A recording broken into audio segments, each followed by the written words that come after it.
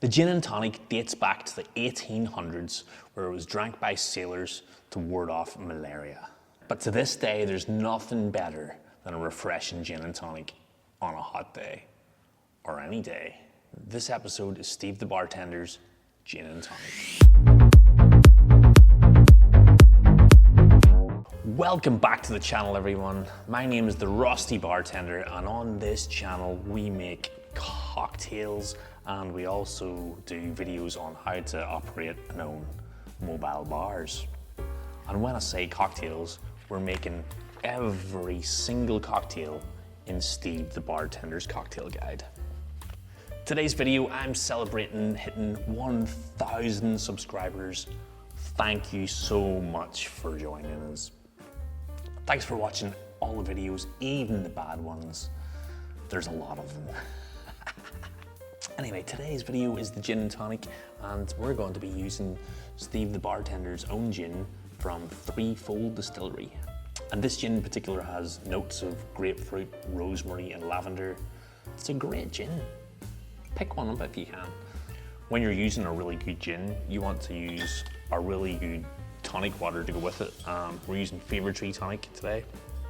It's a beautiful tonic water. Especially with only 2 ingredients, you want to use the best ingredients that you can in this drink. So we're going to take a chilled glass, add ice.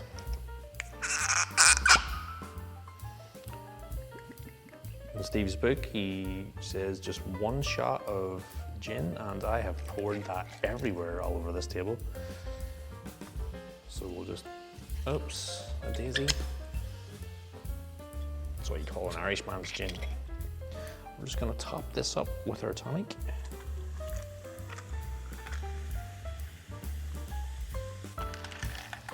Give it a little stir.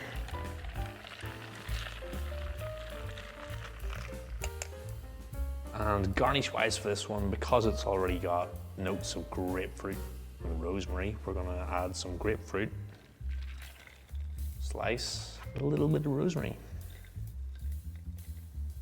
Make it look all pretty like. And here we go, folks. Here's to 1,000 subscribers, 1,000 subscribers more. Let's give this a little try.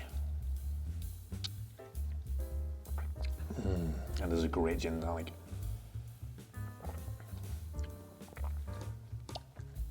The grapefruit really comes through. So does the rosemary. If you're out and about and you see Threefold gin on the shelves, do yourself a favor and grab a bottle. Cheers, Steve. I'll see you on the next one.